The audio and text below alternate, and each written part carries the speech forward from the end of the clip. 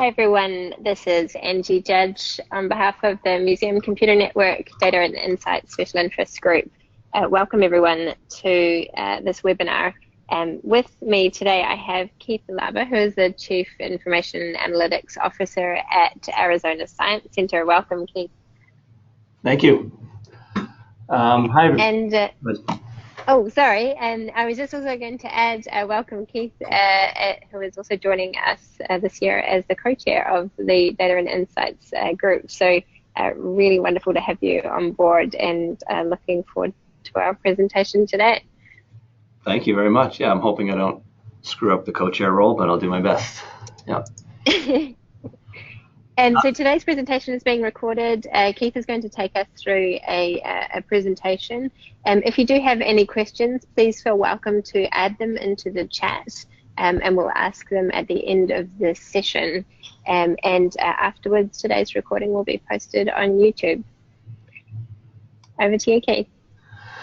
Thank you, and thanks for everyone for joining. As Angie said, I'm the Chief Information and Analytics Officer with Arizona Science Center. For those of you who don't know Arizona Science Center real quick, I'll do a quick background. We've been around since 1984.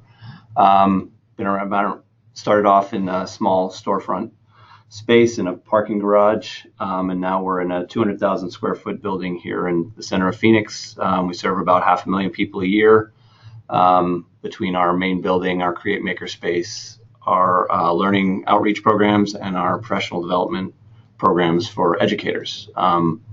I've been here with the Science Center for about 2 years, and I've been in this role the whole time. We created my role in the department when I joined the organization in March of 2017.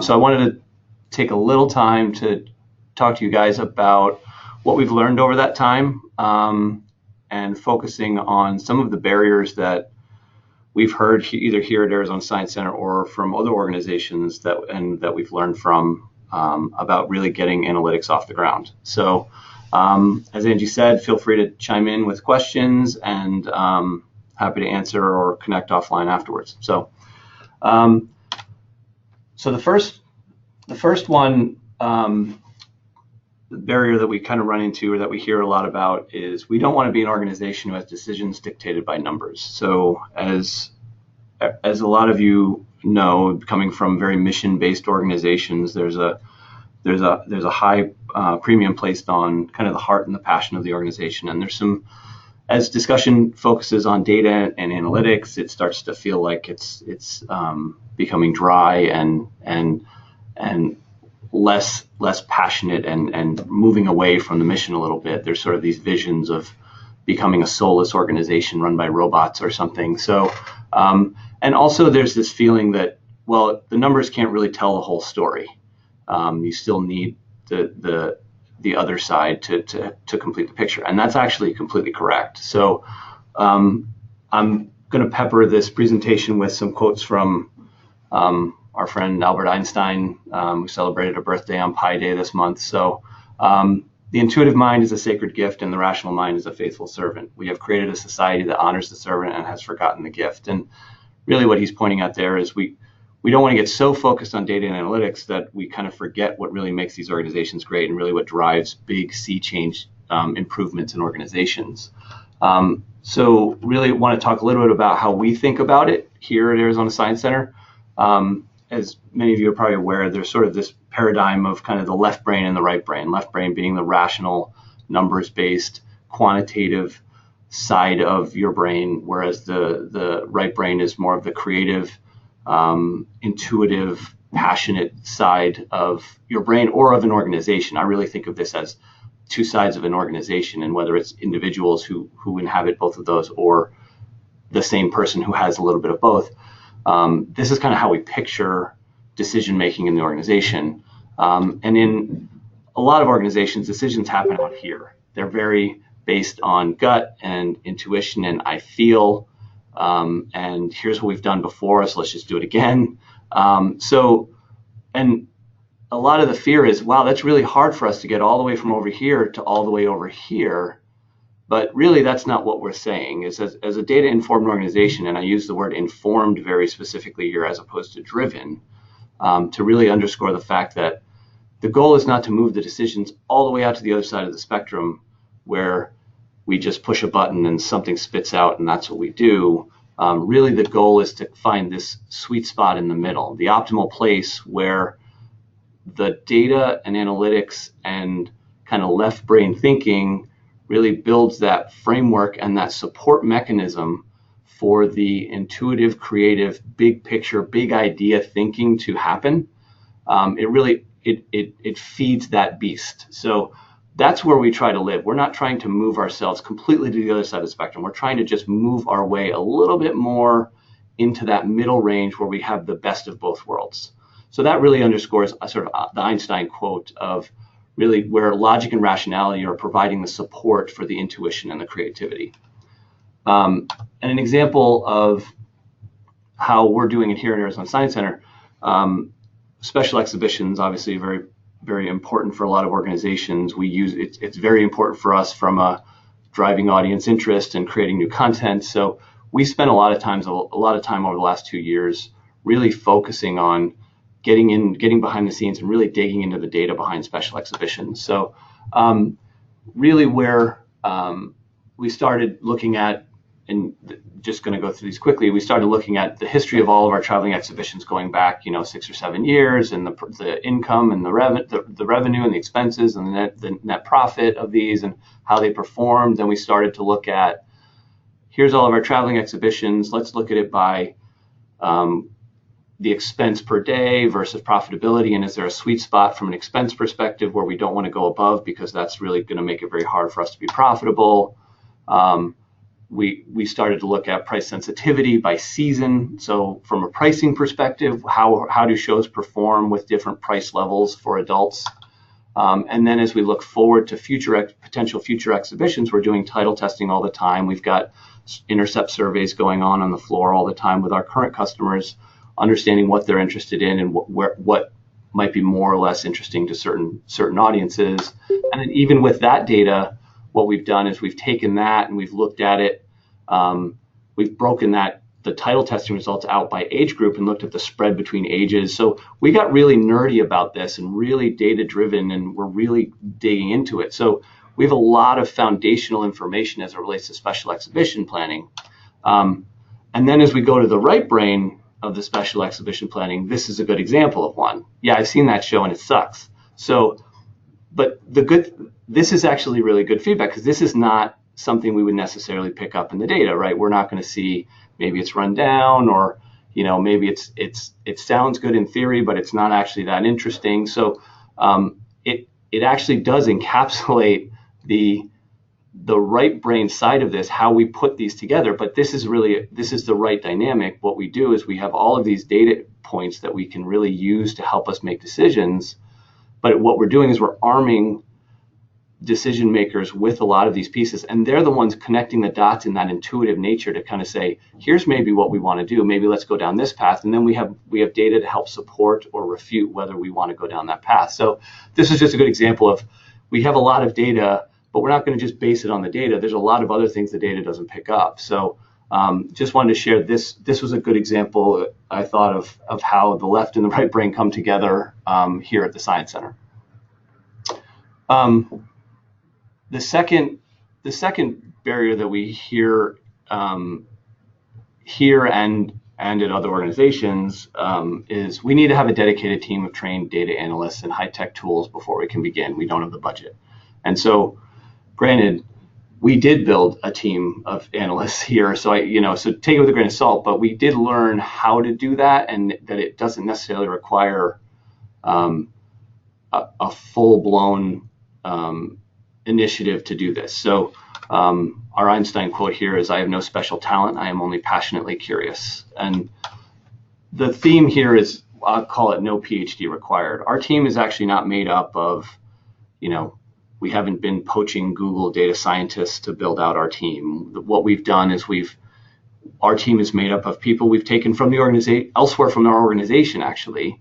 One from membership and one from finance, and we've got sort of different skill sets within there. And really what what really links the team together is this concept of obnoxious curiosity, we call it, always looking to find the why behind things. So think of a 2-year-old always asking why, but a 2-year-old armed with data and a computer who can actually answer questions.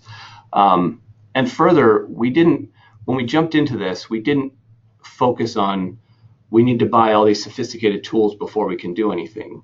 Our goal was at the outset was we need to get our hands on data and be able to share it out easily. That's it. There's nothing, we don't need to do anything fancier than that. We need to just start priming the pump with data to the organization. So a couple of examples here. This is a really unsexy view of a data that we send out every day.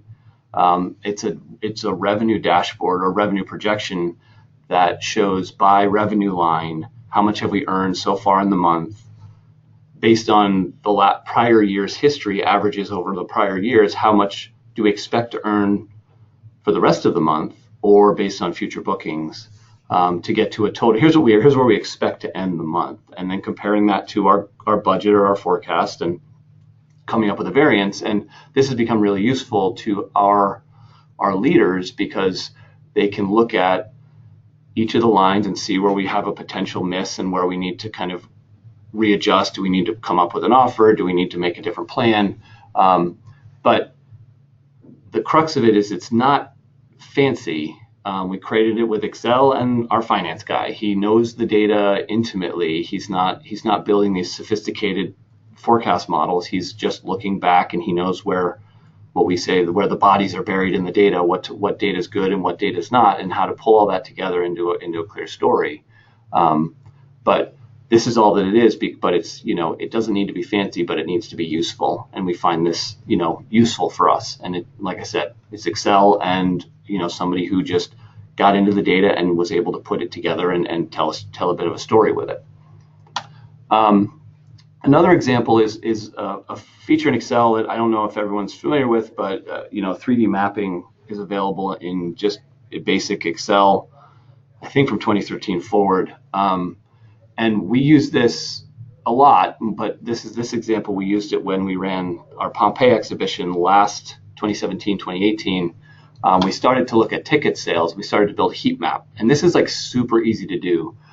So for the zip code data that we would capture from our customers, we just plotted out we just heat mapped out. Okay, so in the first month, here's what it will look like. Here's what it looked like in December. Here's what it looked like in January. And then in January, we took a pause and said, okay, based on where we're seeing ticket sales, and based on some previous customer segmentation work that was done, we kind of knew geographically where the spots of where we would really think we were going to appeal to certain audiences. So we could identify, hey, maybe in the West we need to be really getting more because we seem to be not as strong on the West side, and then maybe in the Southeast we expect to be a little bit higher as well. So then we would inform our marketing department to go out and, whether it's earned or owned media or paid media, they would go out and could target those areas.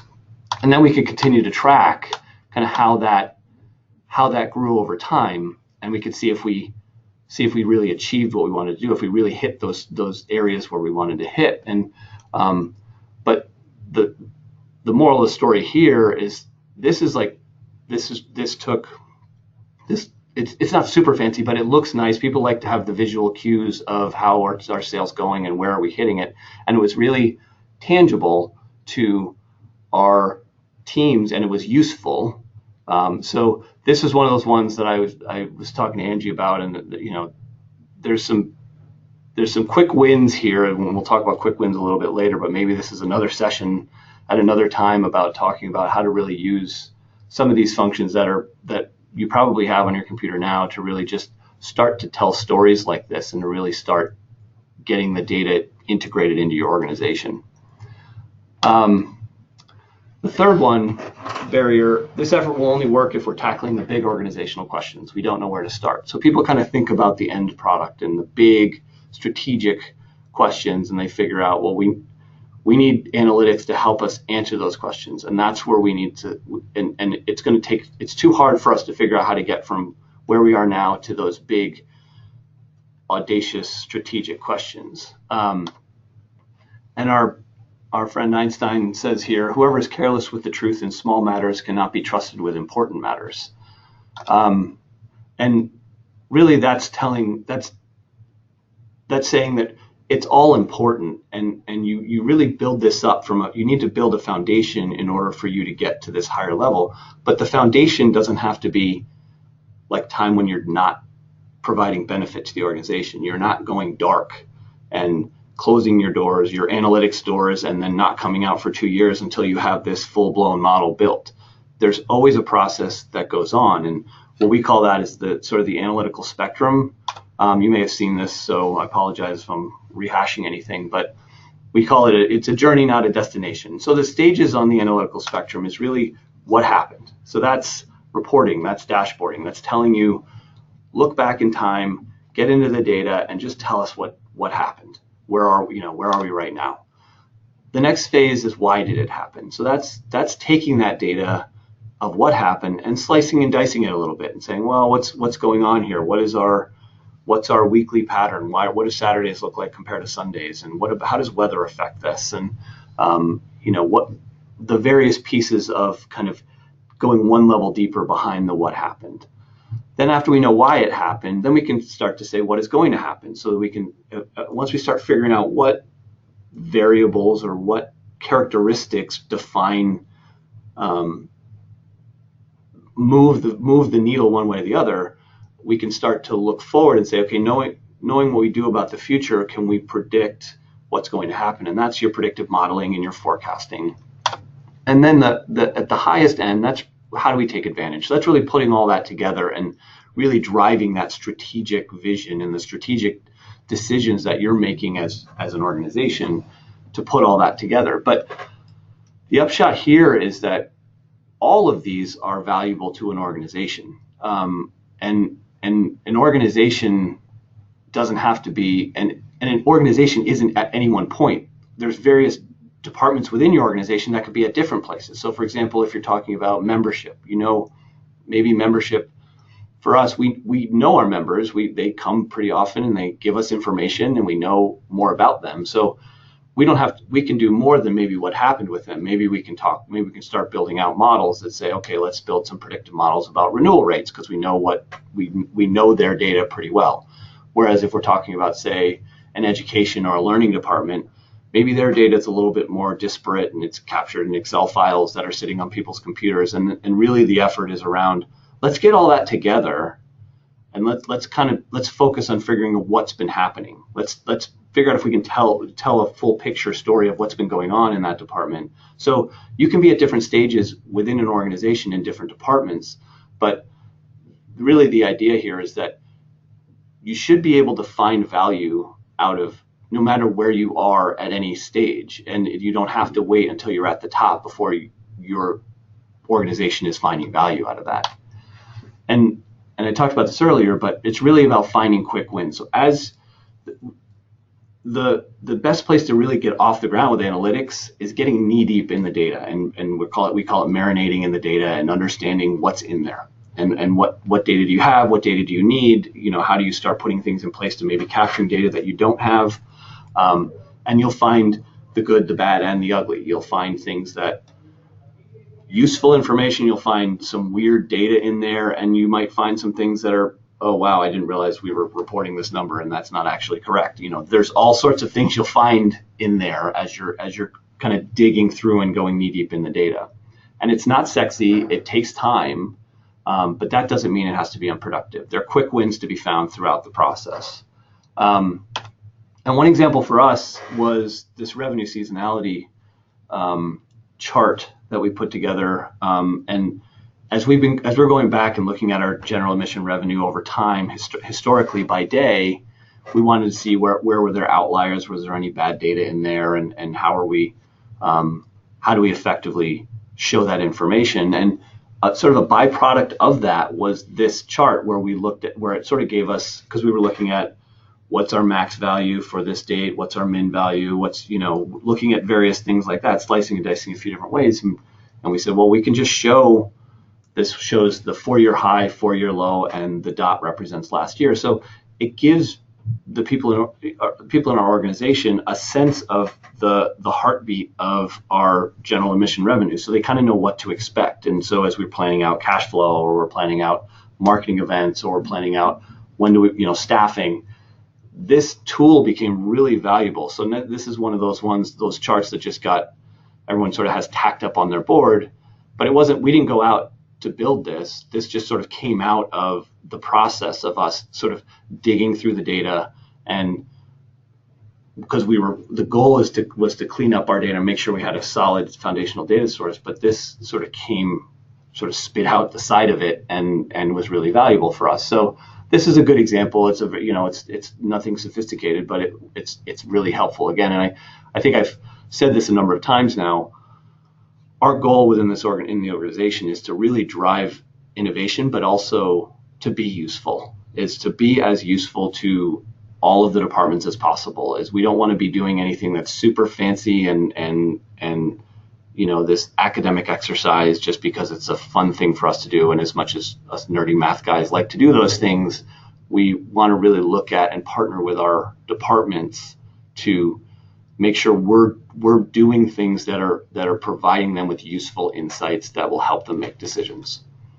And the fourth one that I'll talk about is our leaders and staff aren't analytically inclined. They won't adopt a data-informed mindset. And this is and especially in organizations that are very creative-based, arts-based. There's this sense that they're all the right brain people. We have no left brain people.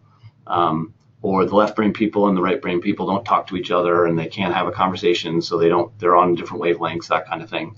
And those are all completely valid points.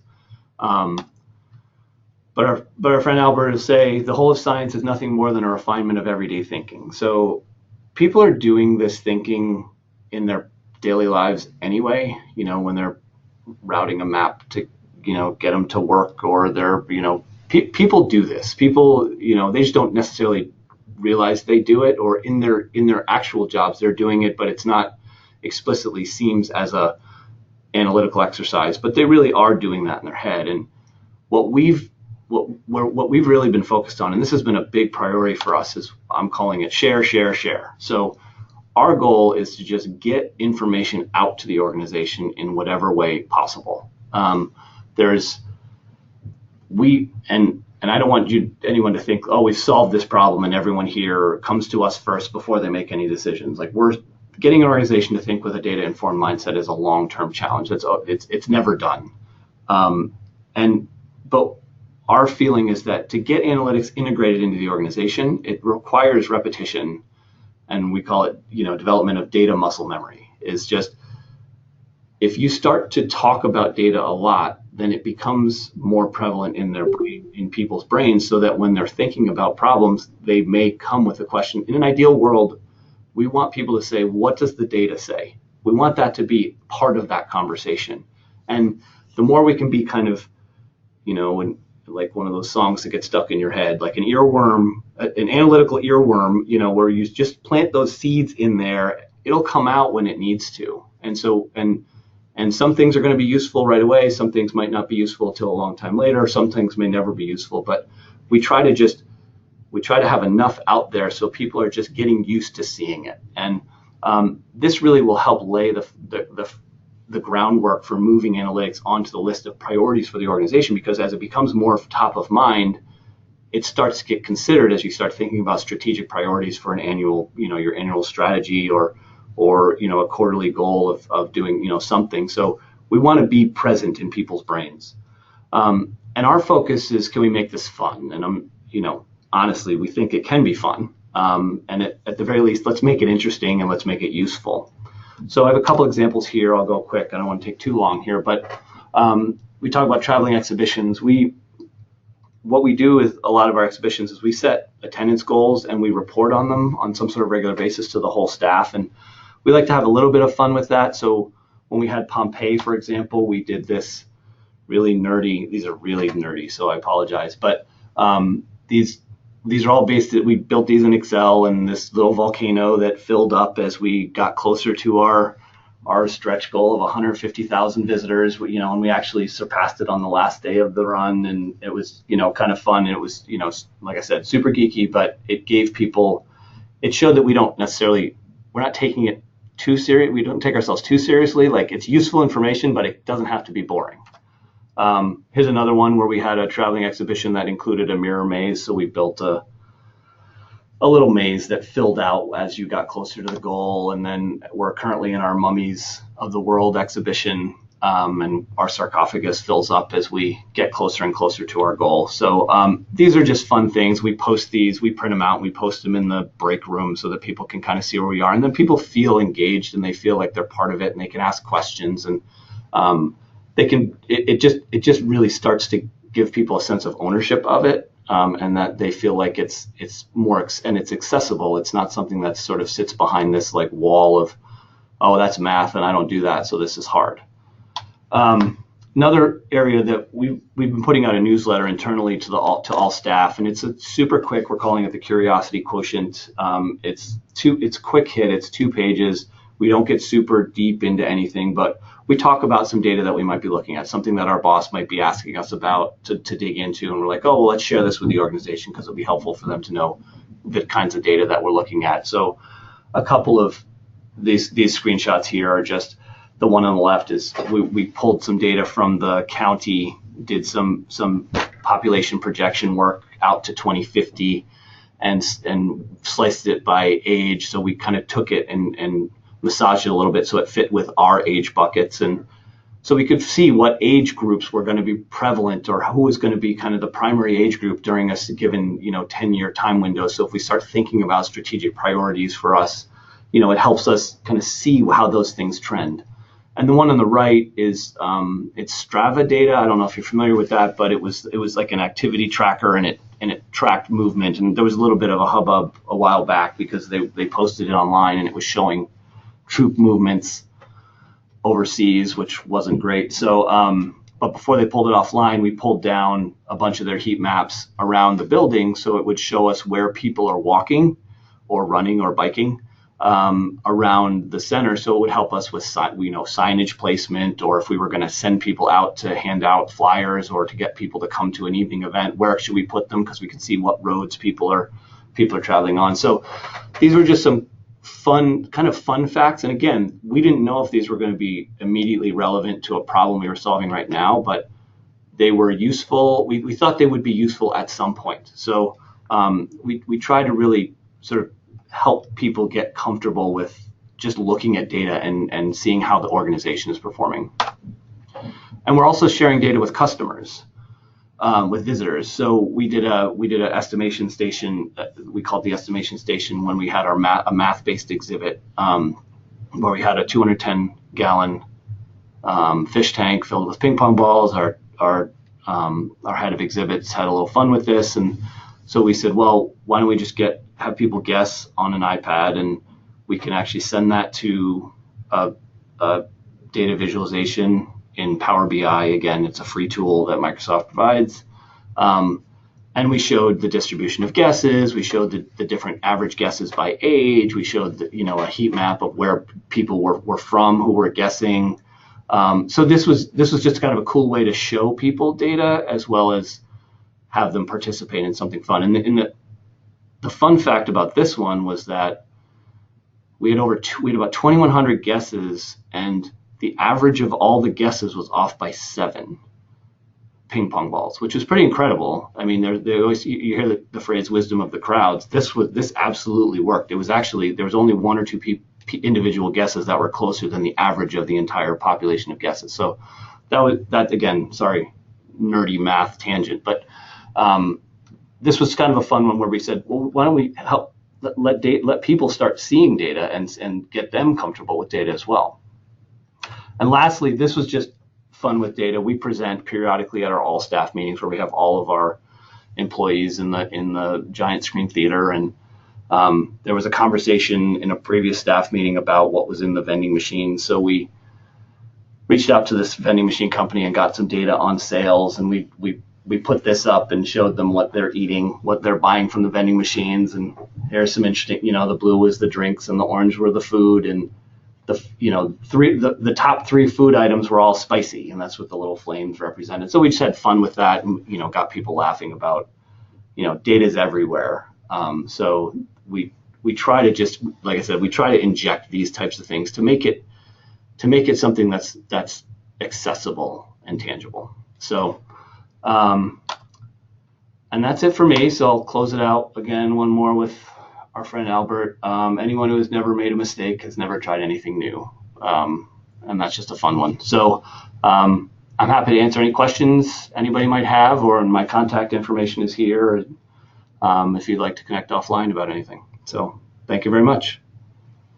Thank you so much, Keith. That was fascinating, and I loved how fun the data is at Arizona.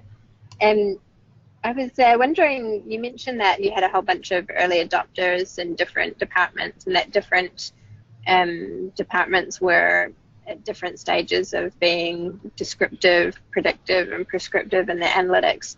Which were the departments you found sort of came on board easier? I think it had to do with, well, our marketing and sales team, their leader came from for-profit, as did I, and was very used to being results and data driven. So she was absolutely an early adopter and wants to push that as far as we can go. Other areas, and that included and that also is an area that has a lot of sort of data is relatively straightforward to get their hands on, because we use Tessitura, so it's easy for us to inject that data, and we're capturing ticket sales all the time and all that stuff. So it was more intuitive and natural to be very data driven in that area. And on the other side of the spectrum is, if you talk about our education departments, they're very mission based, and they come from backgrounds that are very mission based. So that was not, it took a little bit of time. It's still taking time for us to kind of get to a place where, how do we know if we're measuring the right things even? And how do you guys know if you're being successful? Outside of, it's not a straight revenue play, it's just how many people are we impacting, which can get tricky to capture data. So those are some of the examples of kind of the different ends of the spectrum that we continue to work through. Great. And out of the data sources, you mentioned ticketing data. Which were the other ones that you found most interesting? Well, I think the ticketing data is really good. We were lucky at the Science Center because they've been tracking data for a very long time, even if it's been in Excel spreadsheets or whatever, but we're able to, there's a lot of data in there. One of the areas we're really wanting to focus on, and we're starting to move the needle on, is around what's happening on the floor. We're just on the cusp of getting to a place where we're having better insight in there. We're actually doing a pilot right now where we have some cameras set up, and we're actually having people document, dwell times and ages and of people who are going to different exhibits. So that's going to be really valuable. We're really just on the edge of that though. But we know that that's going to be really valuable for us, because one of the things that we're a little bit blind to right now is what we're seeing. Once people come in the door, what do they do? What's really resonating with them? We just started, another area is we just started a long-term longitudinal customer satisfaction survey. We've never done that consistently as an organization. So we got that launched at the end of last year, and that's been running, and that's been really valuable to us, both from a just overall satisfaction rating and demographic information, but also the free form information that we are capturing. We're starting to mine that and seeing what's useful in there, what insights can we pass on to the leaders in the various areas to help us continue to get better. So that's another, understanding our customers is really a big priority for us, and there's lots of ways for us to do that we're doing a little bit of that now, but we can continue to evolve. Wonderful. Well, thank you so much, Keith. That was absolutely fascinating, and we'll be publishing this on YouTube on the MCN account, and putting it out on social media after this call finishes. Well, thank you, everybody. And thanks everyone for attending today.